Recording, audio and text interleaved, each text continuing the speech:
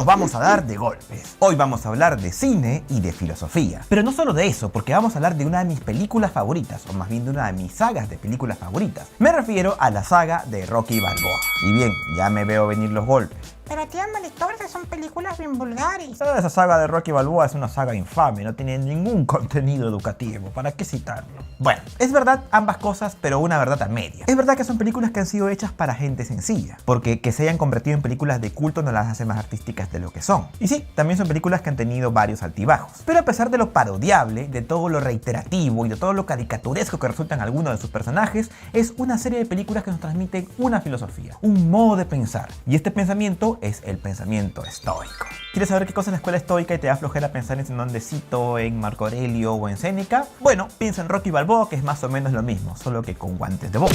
Así que anda, prepárate un café y ponte cómodo porque hoy vamos a hablar sobre Rocky Balboa y sobre el estoicismo. A ver, para empezar, aquí hay dos conceptos cerrados que tenemos que desterrar cuando nos referimos al personaje de Rocky Balboa. El primero de ellos es el que busca relacionarlo con el típico personaje de acción de aquellos años. Solemos meter en el mismo saco a Rocky Balboa con Arnold Schwarzenegger en Comando o como Chuck Norris en Prisionero de Guerra. Pero no, aquí hay una gran diferencia. Y es que mientras el típico héroe de acción es solo un tipo duro que solo necesita un motivo para cargarse a un ejército completo, Rocky es todo lo contrario. Rocky es más bien un perdedor que boxea porque no puede hacer otra cosa en la vida. Y eso lo dice en esta memorable escena de la primera cita con Adrián, que es una escena bastante romántica en un sentido extraño del término. En esta escena Rocky y Adrián tienen una primera cita en una pista de hielo y aquí parece que se hubieran encontrado dos mundos opuestos. Pues mi padre me decía... El pobre no era muy inteligente. Me decía, hijo, has nacido con poco cerebro, de modo que mejor será que empieces a usar tu cuerpo. Y así empecé a boxear. ¿Por qué te ríes? Mi madre me dijo todo lo contrario. Dijo... Como no naciste con un buen cuerpo, tendrás que desarrollar el cerebro. De hecho, y ya para alimentar las distancias entre Rocky y los típicos héroes de acción, Rocky directamente pierde su primera pelea en la primera película. Con lo cual podemos deducir que o no es un héroe de acción o es el peor héroe de acción de todos los tiempos, ya que no solamente no puede contra un ejército, sino que además no puede contra un solo boxeador. La otra concepción errada es que Rocky es un tío nihilista, es decir, una persona que no siente dolor, no siente alegría, es una persona sumamente desgraciada, pero que a su vez no le afecta nada. Anda por la vida, por tanto, como su cara de piedra y para lo único que sirve pues es solamente para dar y para recibir golpes, como tú en el amor. Pero eso también es falso, y es que si bien Rocky es un tío al que no le ha ido muy bien en la vida y por tanto anda medio desencantado, ya que le matan a todas las personas con las que se encariña y ya para colmo debe retirarse del box apenas empieza a tener éxito, también es una persona que reflexiona y por tanto es una persona que reacciona. Pero la típica reacción de Rocky no es una reacción pasional, es una reacción racional, lo que lo lleva a diferenciarse de un nihilista que más bien se caracteriza por la no reacción. Digamos no reacción porque en el fondo el nihilista pues... Y ahí es donde se crea una mini paradoja, porque si bien Rocky, a pesar de que intelectualmente, cerebralmente, vamos a llamarlo así, es el menos dotado de todo el universo Balboa, es el personaje más racional de todos. Por ejemplo, es más racional que su primer rival, Apollo Creed. Consideremos por ejemplo la película de Rocky 4, en aquella escena en la que el ruso mata a Apollo Creed. Rocky, que está fungiendo ahí de entrenador, de manager, intenta poner siempre paños fríos e incluso detener la pelea, porque ya sabe que Apollo le está yendo muy mal. En cambio Apollo va pues muy tirado a decir, yo voy a vencerle de alguna forma, no racional, pero es que Rocky es la parte cerebral del asunto. Otro ejemplo lo encontramos en la primera película de Rocky, cuando Paulie viene borracho y quiere golpear a su hermana y Rocky más bien se mantiene tranquilo, más bien intenta separar a los personajes y al final cuando la hermana se empincha y le dice a Rocky, quiero ir a tu departamento, Rocky bien centrado le dice, bueno, vamos. O sea que en momentos de crisis Rocky siempre está bien plantado y a diferencia de muchas personas que se dejan llevar por el momento, él siempre sabe qué cosa hacer. Pero Rocky por supuesto no es perfecto y en algún momento las riega y comienza a ser pasional, como por ejemplo en la tercera película donde pierde estrepitosamente contra Clubber Lang, o en la quinta entrega cuando se obsesiona con Tommy Gunn solamente para que este lo deje en ridículo al ignorarlo públicamente. O sea, Rocky es un tipo racional cuando más se concentra, cuando más piensa, mejor le va, gana sus peleas, es mejor esposo, mejor padre, mejor persona, y entonces vuelve la paradoja porque esto le trae una consecuencia. ¿Y cuál sería la consecuencia? Pues que siendo un tipo racional vive de un deporte que le destruye las pocas neuronas que le quedan. Y al final, como es sabido, Rocky se retira del box porque tiene un cerebro dañado por tanto golpe. Ahora bien, si tú no has visto quizás alguna de las películas de Rocky, puedes preguntarme, ¿y cómo puede hacerse un personaje así de creíble? ¿Cómo es que un personaje de las características de Rocky puede ser una persona tan racional? Pues la respuesta es tan sencilla como que no puede. Y es que en primer lugar, como ya está visto, Rocky no es ningún intelectual y su inteligencia es bastante escasa. Rocky apenas sabe 3 o 4 cosas de la la vida, pero son justamente esas 3 o 4 cosas de la vida que son esenciales y que lo van a llevar a ser más que un tío inteligente, una persona sabia. Eso es lo que hace diferente tu vida. Además, tenés que considerar que Rocky no es necesariamente un sujeto ganador. De hecho, de las 4 peleas oficiales que tiene en esta serie de películas, gana solamente 2, teniendo en cuenta que la que tiene con Iván Drago también es una pelea de exhibición. La gana, sí, es verdad, pero luego en Rocky 6 tiene otra pelea de exhibición y la pierde, así que su efectividad es como del 50%. Tampoco destaca mucho como boxeador, como puedes ver. Sus fracasos son aprendizaje, pero sus triunfos son gloriosos, y eso también es un ideal estoico. Eso no lo vemos, por ejemplo, en películas como Toro Salvaje, que a mí particularmente es una de las que menos me gusta de Martin Scorsese, porque aquí vemos todo lo opuesto. Vemos a un boxeador pasional, fuera de sí, con una vida desordenada tanto dentro y fuera del ring. No la vemos tampoco en $1 Million Baby, donde su protagonista, aunque es mucho más centrada en sus objetivos que el mismo Rocky Balboa y Jack LaMotta, es un personaje que precisamente vive por un sueño, y al final también muere por un sueño. Rocky Balboa no es así. Rocky es un personaje que se reinventa, se transforma, sobrevive, y es algo que hace siempre. No se detiene a llorar por la muerte de sus ex compañeros ni por la de Adrián, sino que más bien continúa con la lucha, comprendiendo que la vida es más grande que un título mundial. Y he aquí otro de los ideales estoicos. El estoicismo es una escuela filosófica fundada por Zenón de Cito en el año 301 antes de nuestra era. Estamos hablando aquí de un periodo helenístico en el cual la cultura griega ya había alcanzado su esplendor. Es una etapa inmediatamente posterior a Aristóteles, donde la filosofía se encargaba más bien de tener cuestiones más prácticas. Consideremos que en la era socrática la filosofía era el saber principal y el desarrollo en sí.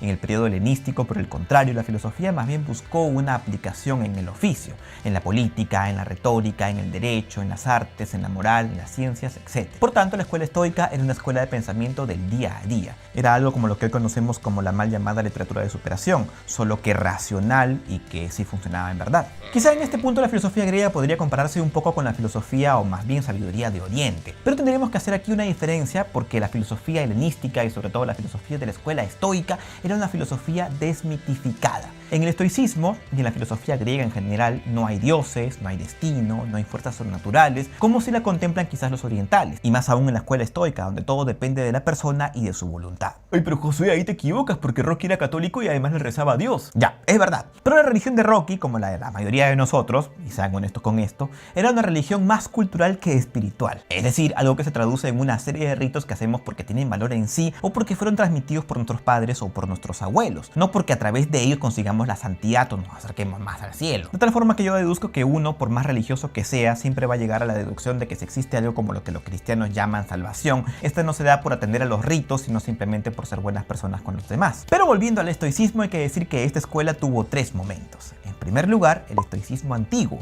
el cual se da desde su fundación con Zenón de Cito en el año 301 antes de nuestra era y se prolongó luego durante los primeros 100 años. Y este fue el momento en el que se estableció la doctrina estoica. Pero luego vino el estoicismo medio, que se prolongó durante los siguientes 300 años, y esta fue la época en la que se introdujo esta doctrina dentro de la sociedad romana. Y de hecho estaba tan bien practicada por los romanos que hizo de su sociedad una comunidad más sencilla, más respetuosa y también más próspera. Pero esta etapa acabó con la muerte de Marco Aurelio, y de ahí se considera que el estoicismo entró en una franca decadencia. Algunos dicen que desapareció, pero yo creo que más bien evolucionó, y que nunca dejó de practicarse en mayor o menor medida, declarada o no. Pero claro, si comparas cómo vivió la sociedad romana después de la muerte de Marco Aurelio, pues me podrás decir que efectivamente el estoicismo murió, y que lo necesitaban bastante de hecho. Por si acaso lo repito para que no queden las dudas por ahí. Yo no estoy diciendo que Rocky Balboa sea el mejor representante del estoicismo desde Marco Aurelio. No es que precisamente Rocky Balboa sea un filósofo, pero dentro de la cultura popular es uno de los mejores representantes. Y como me dijeron la vez pasada en un directo, su discurso del callejón, o sea, esa plática que tiene con su hijo cuando este le decía que estaba derrotado, que iba a ser difícil y que siempre era difícil vivir a la sombra de su padre,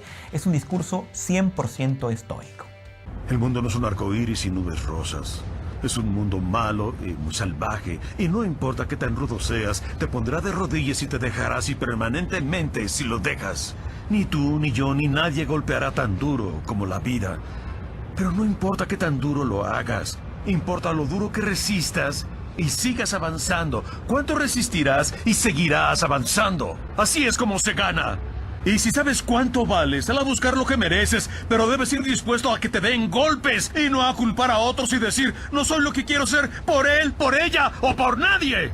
Los cobardes lo hacen y tú no lo eres. Tú eres mejor, hijo. El estoico parte de una visión negativa del mundo. Es decir, vivimos en un mundo en el que por default nos va a hacer sufrir. Es un mundo malo si nos dejamos vencer. Entonces el mundo nos va a hacer daño, nos va a poner de rodillas y te quedarás ahí. Eso es lo que precisamente le dice Rocky en la primera parte del discurso a su hijo. Pero luego hay que considerar que para el estoicista siempre hay esperanza, a diferencia del pesimista. Para el estoicista siempre se puede hacer algo, ya que la voluntad humana es más fuerte que los golpes. Para el pesimista no. Para el pesimista las personas a lo mucho podríamos escapar por momentos de nuestro destino cruel. En cambio, para el estoico se puede vencer. Podemos conseguir cosas importantes, solamente hay que resistir y seguir avanzando, según nos dice Rocky. No importa lo duro de los golpes, sino la cantidad de golpes que puedes resistir. Y esa en síntesis era la estrategia de Rocky y era la forma en la que ganaba sus peleas. Porque te pones a analizar su estilo de lucha, te vas a dar cuenta de que siempre era como medio manco, ¿no? Él no tenía una buena técnica, no tenía un golpe especial, no tenía una especial fortaleza y tampoco era joven, ya para colmo, pero sabía aguantar los golpes. Y esa capacidad la tenemos todos y además somos capaces de descubrirla cuando no nos echamos a llorar y a quejarnos de todo y más bien asumimos nuestra responsabilidad y decimos: nosotros somos la medida de todas las cosas. Depende solo de nosotros seguir con la pelea y además ganar.